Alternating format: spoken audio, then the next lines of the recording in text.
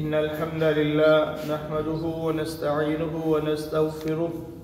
ونعوذ بالله من شرور أنفسنا ومن سيئات أعمالنا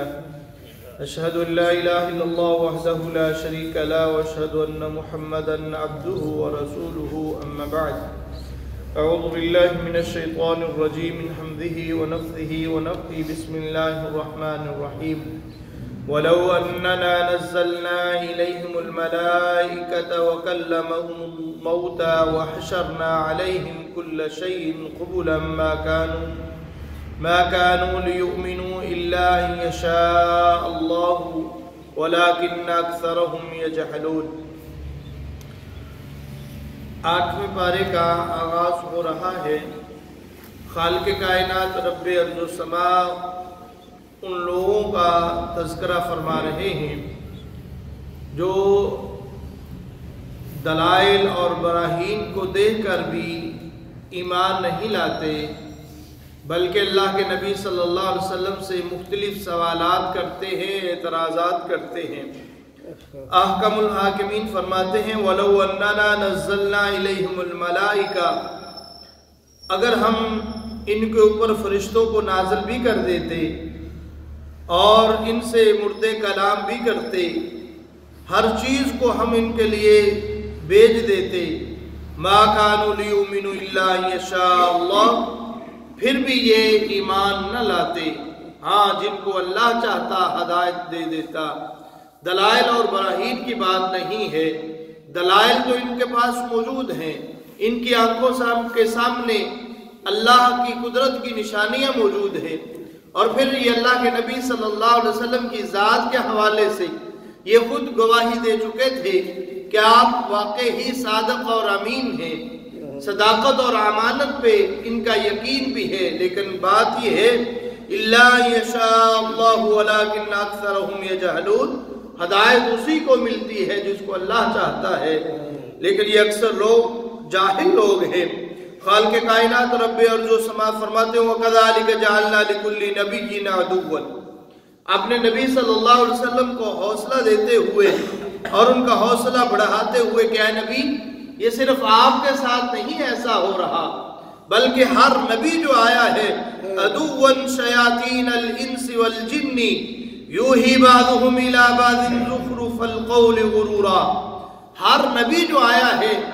جن و انس میں ان کے دشمن رہے ہیں، مخالف رہے ہیں۔ خالق کائنات رب ارض و سماء فرماتے فَكُلُوا مِمَّا ذُكِرَ اسْمُ اللَّهِ عَلَيْهِ إِن كُنتُم بِآيَاتِهِ مُؤْمِنُونَ، جن کے اوپر اللہ کا نام لیا جائے، ان جانوروں کو اللہ کا نام لے کر ذبح کیا جائے، اور وہ جانور جن کو اللہ نے حلال کیا ہے تمہارے لیے اس کو کھاؤ۔ وَمَا لَكُمْ أَلَّا تَأْكُلُوا مِمَّا ذُكِرَ اسْمُ اللَّهِ عَلَيْهِ وَقَدْ فَصَّلَ لَكُمْ مَا حَرَّمَ عَلَيْكُمْ إِلَّا مَا اضْطُرِرْتُمْ إِلَيْهِ، اور خالق کائنات رب ارض و سماء نے پچھلے پارہ میں بھی تفصیل کے ساتھ ان کا جانوروں کا ذکر کیا ہے جن کو رب کائنات نے حلال کیا ہے اور جن کو حرام کیا ہے۔ خالق کائنات رب ارض و سماء فرماتے ہیں فَمَن يُرِدِ اللَّهُ أَن يَهْدِيَهُ يَشْرَحْ صَدْرَهُ لِلْإِسْلَامِ، اللہ جس کے لیے ارادہ فرماتے ہیں اس کے لیے اس کے سینے کو اسلام کے لیے کھول دیتے ہیں۔ وَمَن يُرِدْ أَن يُضِلَّهُ يَجْعَلَ صَدْرَهُ ضَيِّقًا حَرَجًا، اور جس کے لیے چاہتے ہیں اس کے سینے کو تنگ کر دیا جاتا ہے۔ كَأَنَّمَا يَصْعَدُ فِي السَّمَاءِ، جیسے کہ وہ آسمان کی طرف چڑھ رہا ہے، جس طرح آسمان کی طرف چڑھنا مشکل ہے، ناممکن ہے، ایسے ہی اس کے اندر اسلام کو داخل کرنا ناممکن ہے جس کے لیے اللہ نہیں چاہتا۔ كَذَلِكَ يَجْعَلُ اللَّهُ الرِّجْسَ عَلَى الَّذِينَ لَا يُؤْمِنُونَ، جو ایمان نہیں لاتے اللہ تو ان کے اوپر رجس کو، گندگی کو ڈال دیتا ہے، اور یہ بتوں کی گندگی ہے، شیطان کی گندگی ہے کہ جو اللہ ان کے اوپر مسلط کر دیتا ہے۔ وَهَذَا صِرَاطُ رَبِّكَ مُسْتَقِيمًا قَدْ فَصَّلْنَا الْآيَاتِ لِقَوْمٍ يَذَّكَّرُونَ، اللہ ان کے لیے جن کو جو نصیحت حاصل کرنے والے ہیں اپنی آیات کو کھول کھول کر بیان کرتے ہیں۔ خالق کائنات رب ارض و سماء فرماتے ہیں وَهَذَا صِرَاطُ رَبِّكَ مُسْتَقِيمًا، تیرے رب کا ہی راستہ سیدھا راستہ ہے۔ اور احکم الحاکمین اسی بارے میں آگے چل کے فرماتے ہیں وَقَالُوا هَذِهِ أَنْعَامٌ وَحَرْثٌ حِجْرٌ خالق کائنات رب ارض و سما ان جانوروں کا اور کھیتی باڑی کا تذکرہ کرتے ہوئے پھر پھلوں کا تذکرہ کرتے ہوئے وَهُوَ الَّذِي أَنْشَأَ جَنَّاتٍ مَعْرُوشَاتٍ وَغَيْرَ مَعْرُوشَاتٍ یہ اللہ کے نے تمہارے لیے باغوں کو پیدا کیا ہے، وہی ذات ہے جس نے تمہارے لیے باغ پیدا کیے ہیں اور ان میں سے ایسے ہی ہیں جنات معروشات، ان کے بعض ایسے بھی پھل ہیں، ایسے بھی باغات ہیں جو اوپر کو چڑھتے ہیں، جن کی بیلیں اوپر کو چڑھتی ہیں، وغیر معروشات اور ایسی بھی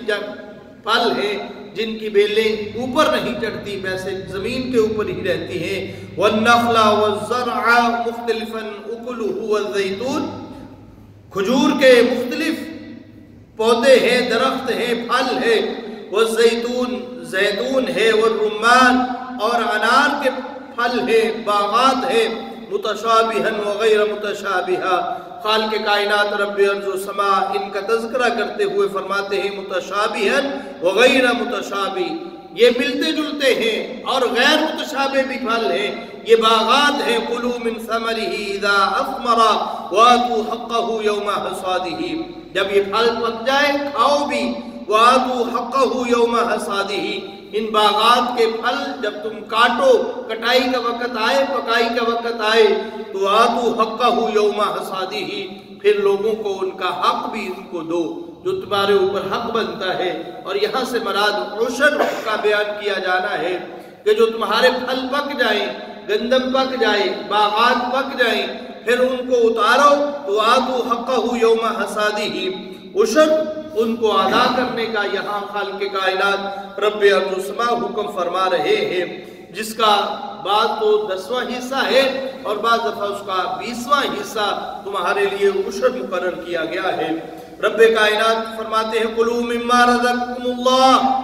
جو اللہ نے تمہیں رزق دیا ہے اس سے کھاؤ، ولا تتبعوا خطوات الشیطان، اور شیطان کی پیروی نہ کرو، شیطان کے پیچھے نہ لگو، انہ لکم عدو مبین، اس لیے کہ وہ تمہارا واضح دشمن ہے۔ خالق کائنات رب ارض و سما نے ان جانوروں کا ذکر کیا ہے، ثمانیۃ ازواج، جوڑے جو ہیں 8 جوڑے ہیں، من الذکر اثنین ومن المعز اثنین قل الذکرین حرم ام الانثیین، اور ان سے مراد وہ جانور ہیں جو بکری ہے، بھیڑ ہے، گائے اور اونٹ کی جانور ہیں، جن کا تذکرہ خالق کائنات رب ارض و سما نے یہاں پہ ذکر کیا ہے۔ رب کائنات فرماتے ہیں قل تعالوا واتلوا ما حرم ربکم، آؤ میں تمہیں پڑھ کر بتاتا ہوں کہ کس چیز کو تمہارے رب نے تمہارے اوپر حرام کیا ہے۔ اللہ تشرکوا بہ شیئا، سب سے پہلی بات یہ ہے کہ اللہ کے ساتھ کسی کو شریک نہ ٹھہراؤ، اللہ کے ساتھ شرک نہ کرو۔ وبالوالدین احسانا، والدین کے ساتھ احسان کرو۔ ولا تقتلوا اولادکم من املاق، بھوک کی مفلسی کے ڈر سے اپنی اولاد کو قتل نہ کرو، اس لیے کہ نحن نرزقکم وایاہم، ہم تمہیں بھی رزق عطا کرتے ہیں، اور جو تمہاری اولاد ہے، جو پیدا ہونے والے بچے ہیں، جو پیدا ہونے والا انسان ہے، اس کے رزق کے مالک بھی ہم ہی ہیں، جس طرح تمہیں ہم رزق عطا کرتے ہیں انہی کو بھی ہم رزق عطا کرنے والے ہیں۔ ولا تقربوا الفواحش ما ظهر منها وما بطن، اور بے حیائی اور برائی کے قریب نہ جاؤ۔ ولا تقتلوا النفس التي حرم الله الا بالحق، اور کسی جان کو ناحق قتل نہ کرو۔ ذالکم وصاکم بہ لعلکم تعقلون، اللہ یہ تمہیں وصیت کرتے ہیں شاید کہ تم عقل والے بن سکو۔ ولا تقربوا مال الیتیم الا بالتي هي احسن، اور یتیموں کے مال کے قریب تک نہ جاؤ، ہاں جب وہ بلاغت کو پہنچ جائے، جوانی کو پہنچ جائے۔ وَأَوْفُوا الْكَيْلَ وَالْمِيزَانَ بِالْقِسْطِ، ماپ تول کا خیال رکھو۔ لا نکلف نفسا الا وسعها وَإِذَا قُلْتُمْ فَعْدِلُوا لَوْ، یہ خالق کائنات رب ارض و سما یہ تذکرہ کرتے ہوئے ان چیزوں کا فرماتے ہیں وَأَنَّ هَذَا صِرَاطِي مُسْتَقِيمًا فَاتَّبِعُوهُ، یہ ہے وہ سیدھا راستہ۔ وَأَنَّ هَذَا صِرَاطِي مُسْتَقِيمًا، یہ وہ میرا سیدھا راستہ ہے۔ فَاتَّبِعُوهُ، اس کی پیروی کرو، ولا تتبعوا السبل، اس کے علاوہ راستوں پہ نہ چلو، فتفرق بکم عن سبیلہ ذالکم وصاکم بہ لعلکم تتقون، اللہ تمہیں یہ وصیت فرما رہے ہیں تاکہ تم متقی بن جاؤ، پرہیزگار بن جاؤ، اللہ سے ڈرنے والے بن جاؤ۔ خالق کائنات رب ارض و سماء، اس سورت کے اختتام میں سورۃ الانعام کا اختتام ہو رہا ہے۔ احکم الحاکمین اپنے نبی کو یہ حکم فرماتے ہیں کہ اے نبی آپ اعلان فرما دیجئے، اننی ہدانی ربی الی صراط مستقیم، میرے رب نے مجھے صراط مستقیم کی طرف ہدایت کر دی ہے، راستہ دکھا دیا ہے، دیناً قیما ملت ابراہیم حنیفا، وہ راستہ، وہ دین، وہ صراط مستقیم، وہ وہی ابراہیم علیہ السلام کا دین ہے۔ وما کان من المشرکین، لیکن ابراہیم علیہ السلام وہ مشرک نہ تھے، بلکہ ان کا راستہ توحید والا راستہ ہے، اللہ کی وحدانیت والا راستہ ہے، الوہیت اور ربوبیت والا راستہ ہے، ان کا دین، ان کی ملت وہ توحید والا دین ہے۔ قل ان صلاتی ونسکی ومحیای ومماتی للہ رب العالمین، اے نبی آپ یہ بھی اعلان فرما دیجئے میری نماز، میری قربانی، میری زندگی اور میری موت للہ رب العالمین، یہ سب کچھ رب العالمین کے لیے ہے۔ گویا کہ میرا اٹھنا بیٹھنا، میرا جینا مرنا، یہ سب کچھ للہ رب العالمین، یہ سب کچھ اللہ کی رضا کے لیے ہے، اللہ کے حکم سے ہے، لا شریک لہ، جس کا کوئی شریک نہیں ہے، وَبِذَلِكَ أُمِرْتُ وَأَنَا أَوَّلُ الْمُسْلِمِينَ، اور یہ اللہ کا حکم ہے اور مجھے حکم دیا گیا ہے کہ میں اللہ کا مطیع ہو کر کے اور صف اول میں سب سے پہلے اللہ کا مطیع ہوں، اور یہی وہ دعوت ہے اور یہی وہ فرمان ہے اور یہی وہ بات ہے جو ہر نبی نے دہرائی ہے کہ مجھے اللہ نے یہ حکم دیا ہے کہ میں اللہ کے راستے میں سب سے پہلے مطیع ہو کر زندگی بسر کرنے والا بنوں۔ خالق کائنات رب ارض و سماء نے سورۃ الاعراف کا آغاز ہو رہا ہے، احکم الحاکمین نے ایک بہت بڑی حقیقت کا اعلان کیا ہے، والوزن یومئذ الحق، کہ اللہ کل قیامت کے دن ترازو کا قائم کیا جانا، اعمال کا تولا جانا، والوزن یومئذ الحق، وہ حق ہے، اس میں کوئی شک نہیں ہے۔ فمن ثقلت موازینہ فاولئک هم المفلحون، بس جس کے وزن بھاری ہوئے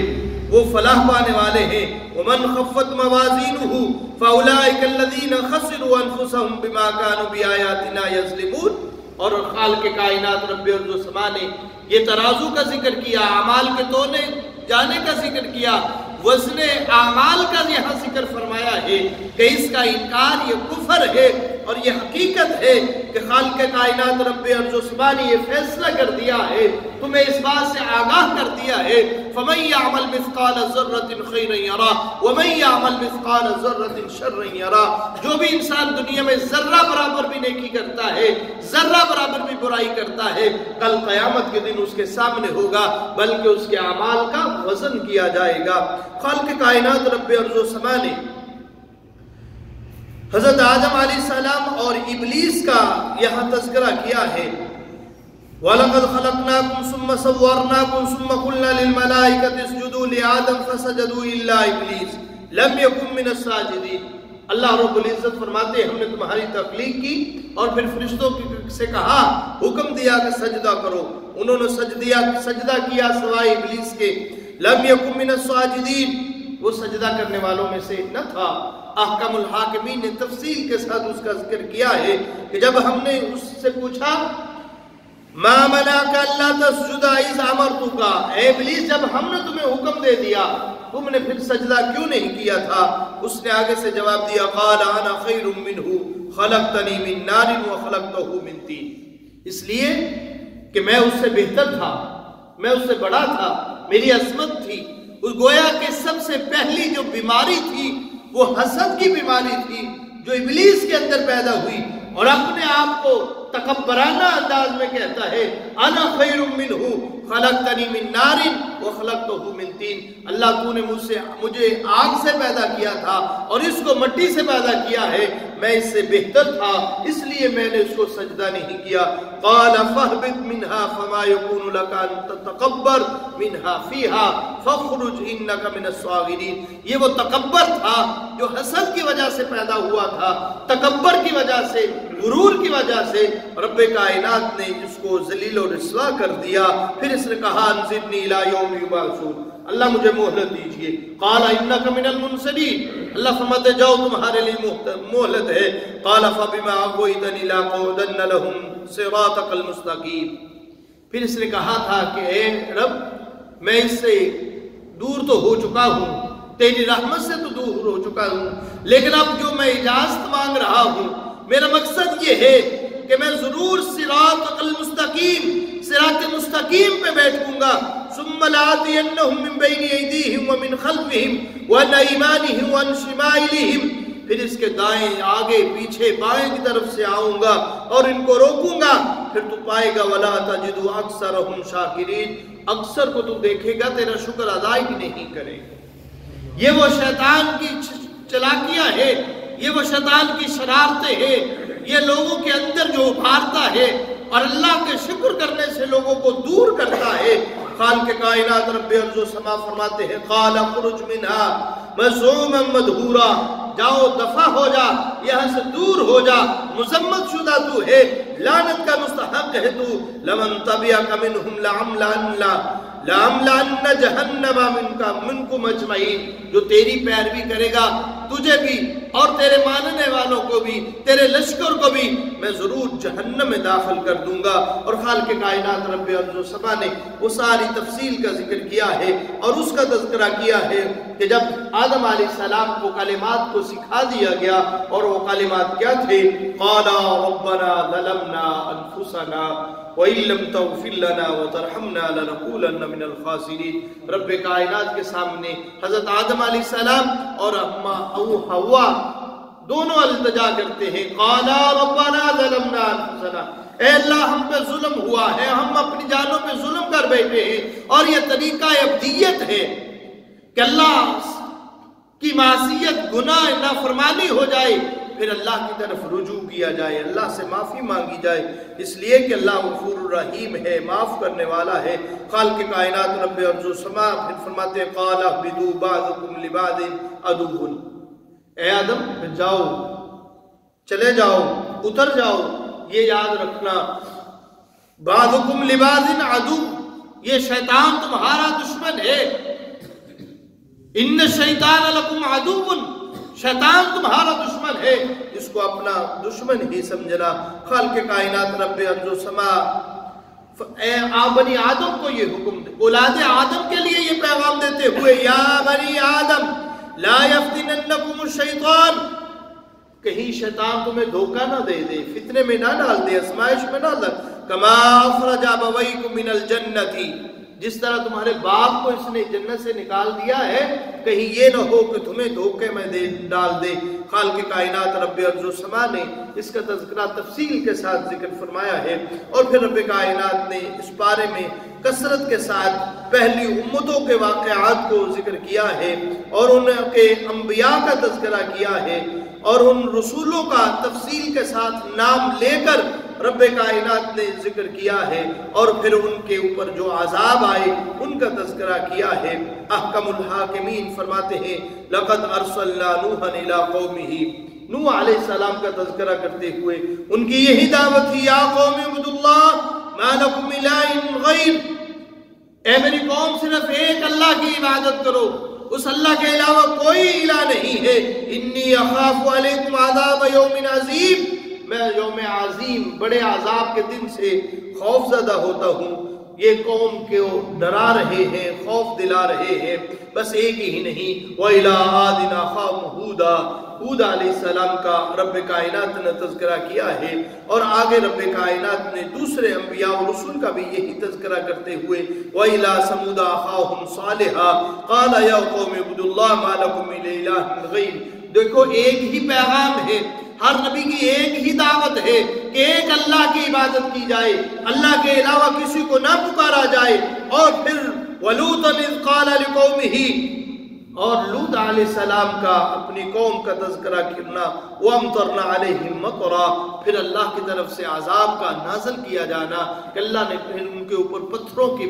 بارش کی اور پتھروں کا عذاب کا نازل کیا جانا۔ رب کائنات انبیاء اور رسول کی دعوت کا بھی تذکرہ کرتے ہیں، اور پھر ان کی امتوں کے ساتھ جو حشر ہوا، جو ان کو اللہ نے عذاب سے دوچار کیا، ان کا بھی تذکرہ فرماتے ہیں۔ یہ آیات ہمارے لیے اس لیے ہیں کہ آئیے ہم ان سے عبرت پکڑیں، پہلی امتوں سے جو جن کے اوپر عذاب کا نزول ہوا اور انہوں نے اللہ کی مخالفت کی، اللہ کے انبیاء و رسول نبیوں کی مخالفت کی، جن کی وجہ سے ان کے اوپر یہ عذاب آئے۔ اللہ تعالی ہمیں صحیح معنوں میں قرآن و حدیث کے اوپر زندگی بسر کرنے کی اور استقامت اللہ ہمیں عطا فرمائے۔ وَمَا عَلَيَّ إِلَّا الْبَلَاغُ۔